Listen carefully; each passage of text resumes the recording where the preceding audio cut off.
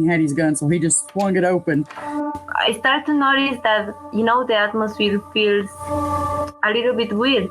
First thing he seen was this 6.5 foot tall, broad shoulder, dark hair. That freaked him out. We hadn't talked to her about like life and death and what any of that means. She's 3 years old, So we turned around. Suddenly there's a whole tree falling across the road.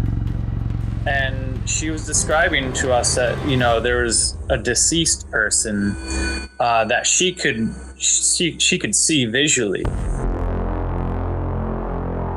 You're listening to Cryptid Clues, where we tackle the ever-expanding history and mystery of monsters and supernatural madness every Monday and Friday. You can find us at CryptidClues.ca for more information, or even check out exclusive content such as interviews and D&D campaigns at patreon.com/CryptidClues.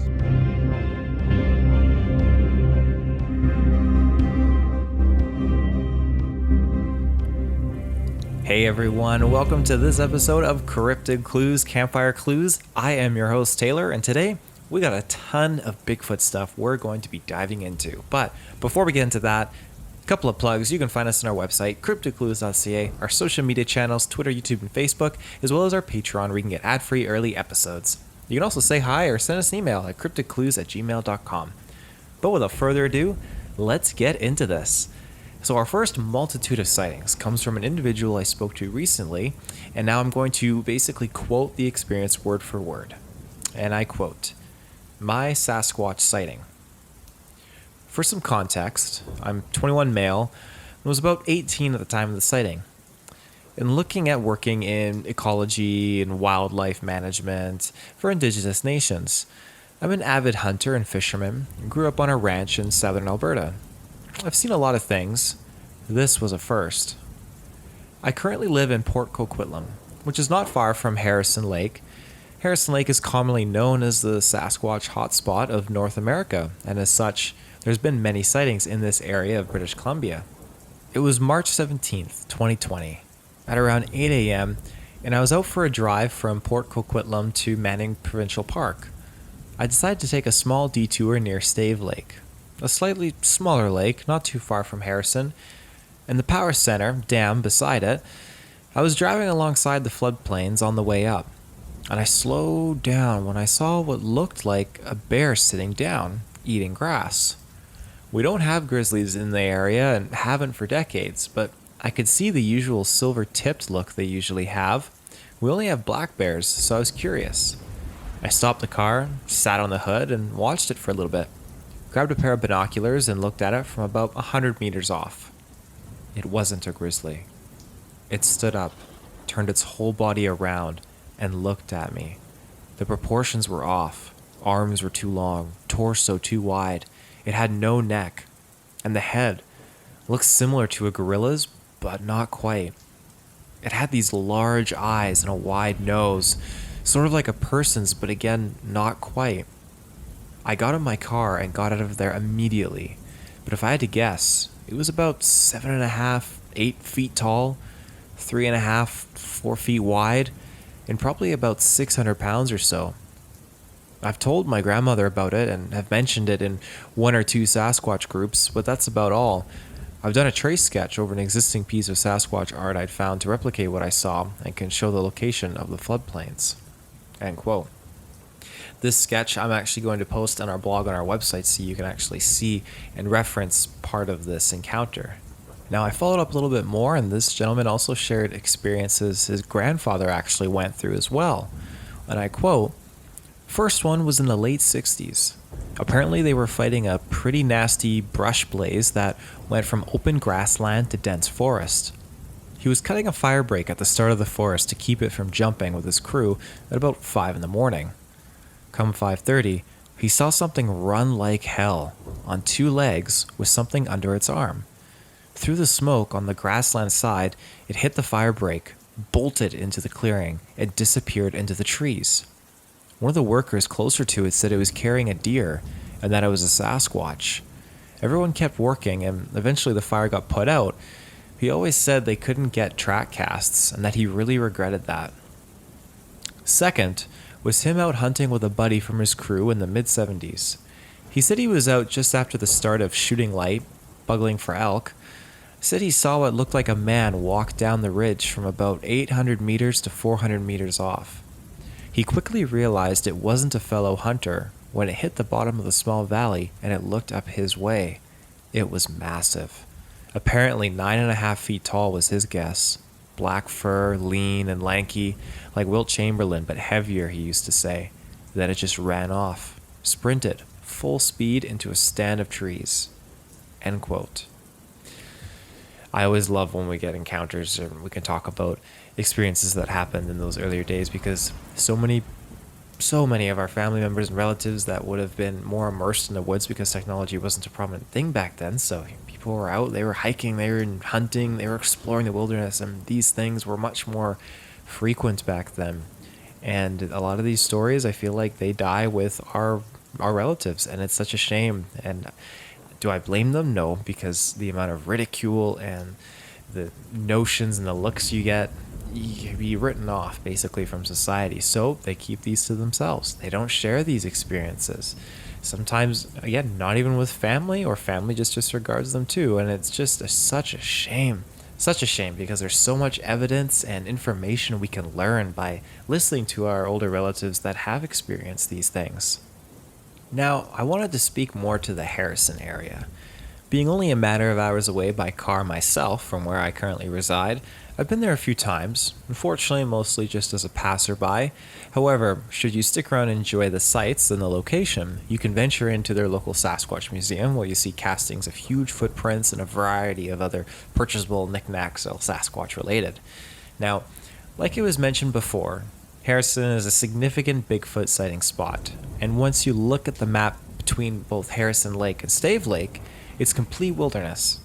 And coincidentally, when you progress north, you'll eventually come to a provincial park.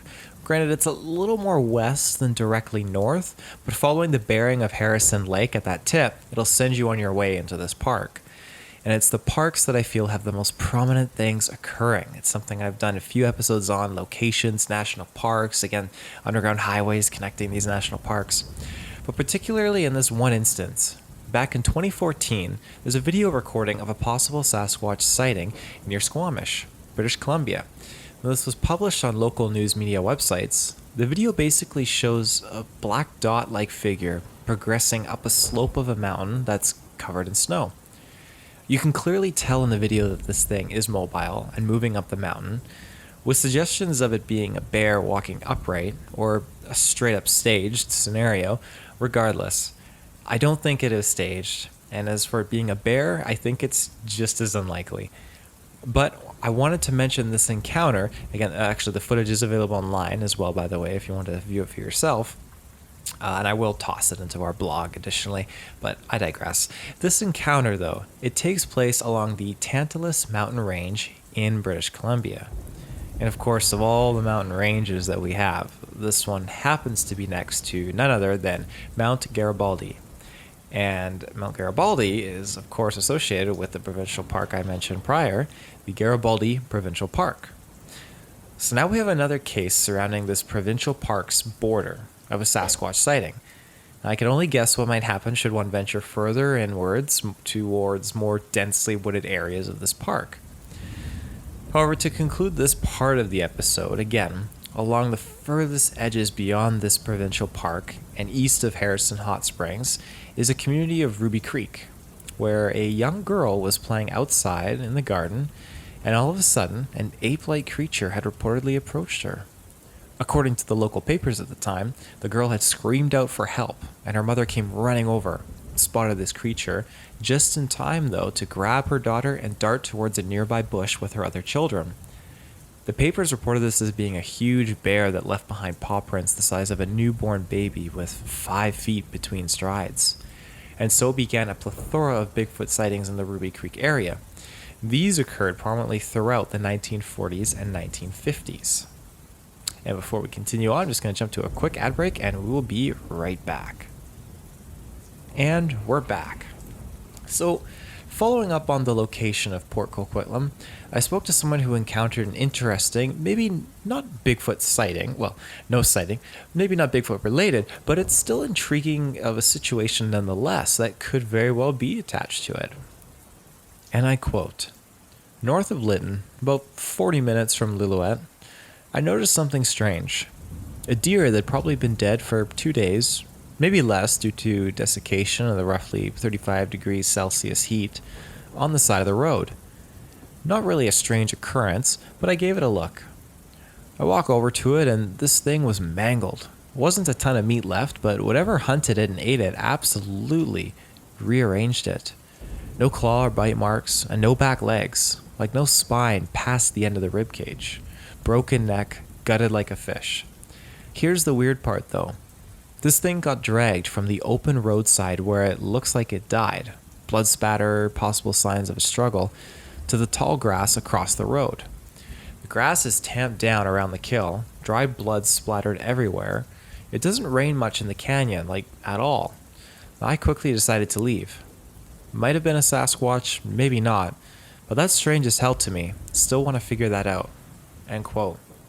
Now I like this because this kind of goes hand in hand again with the deer that we mentioned earlier, when the grandfather was working with the fire and something just darts out of the woods holding this deer under its arm. Like, we know, again, not scientifically proven, but we know based on reports and encounters that they eat both meat and they eat vegetation, that they're most likely are omnivores like ourselves.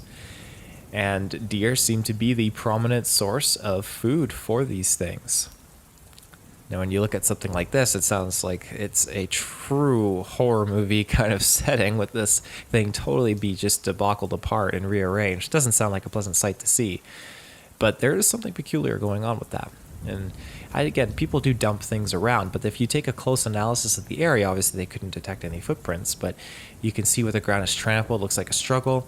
I don't know of any humans that are wrestling and wrangling a deer just to like rip it apart and just have blood go everywhere out in the bush. That seems a little odd. And then if it was a bear, I think a bear would kind of leave different components of evidence, especially when you examine the body. And through their examination, there was no claw or bite marks. And bears, they can swat at you and just gut you open with their claws, and those, when a bear bites you, I mean, not that I'm speaking from experience, but I've seen injuries from bear attacks, and it is not pretty. It's pretty potent, and it is very recognizable as well. But I digress. Those are my thoughts. Concluding on that.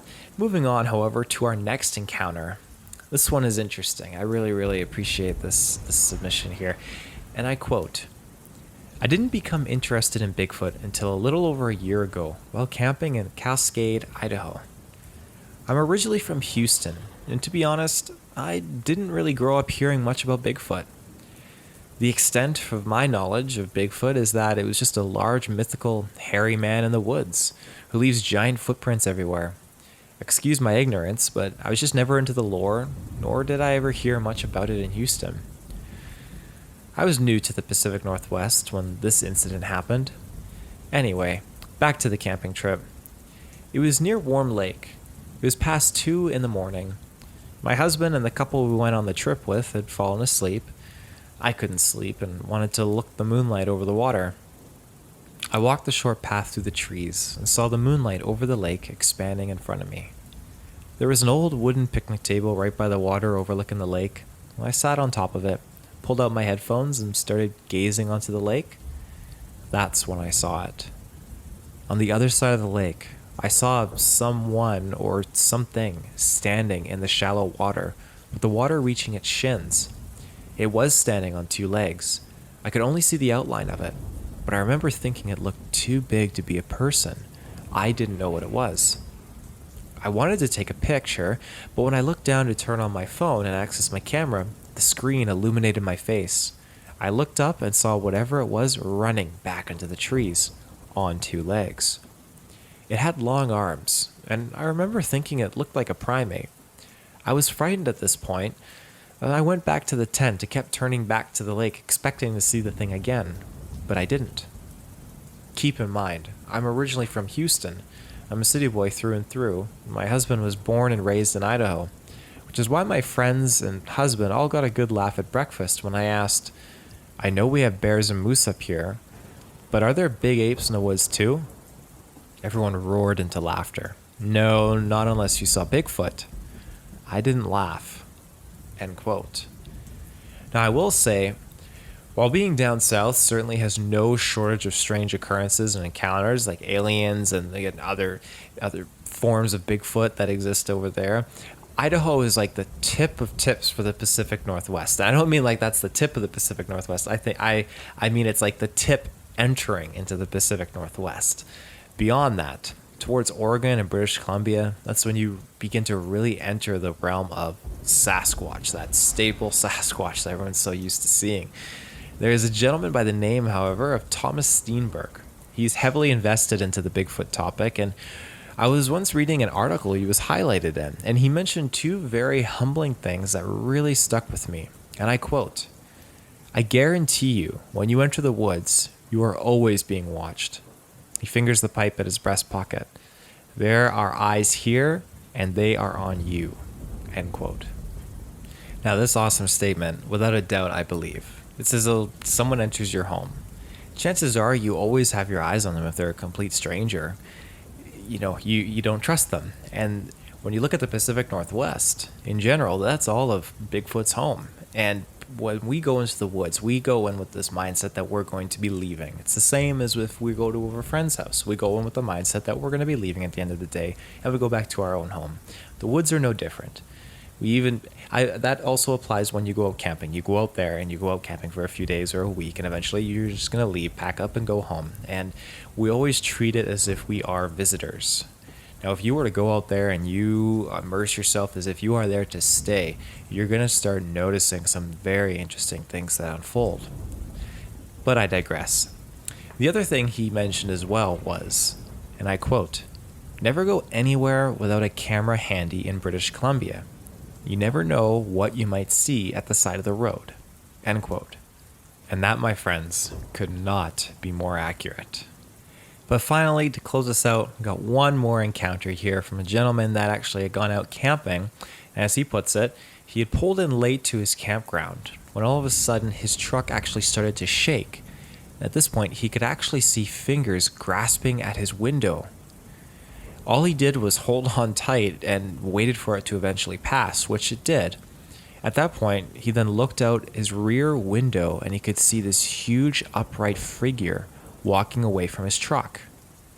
Now, it's always interesting when these things are getting close to the vehicles. I've looked into a few encounters where people are sitting in their vehicles and they open their eyes and there's something peeking through the window. And I know that's very much a dogman thing to do. Dogman and cars seem to kind of go hand in hand. That's something Ruben has always, I don't want to say promoted, but always mentioned with me, that there's something with cars and dogman. And I feel like that's the case with Bigfoot too. Whether it's a curiosity of, hey, I can smell or sense that there's a human here, but like there's a weird disconnect because they can't figure out the car in general. And maybe that same confusion is one of the reasons that leads to so many Sasquatch car sightings, because a Bigfoot doesn't smell a person and doesn't know how to interpret it, so they walk out into the road when a car's driving by, and maybe they just can't click with that. Kind of like an equivalent to some underwater life that unfortunately might get beached because there's just so much kerfuffle from boat engines just interfering with frequencies that it messes with them a little bit. And maybe that is the case with Bigfoot. But again, that is just a perspective. I have nothing to back up that claim. And I digress.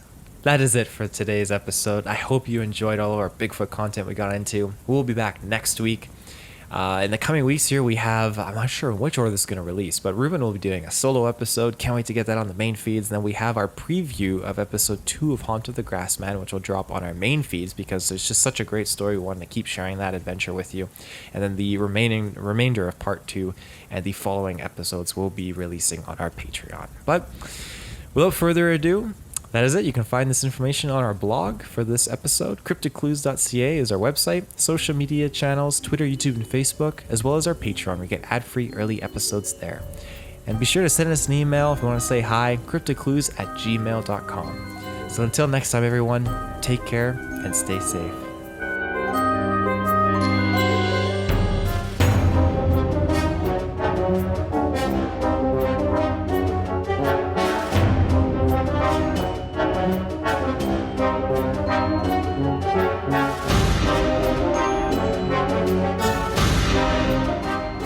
Bye.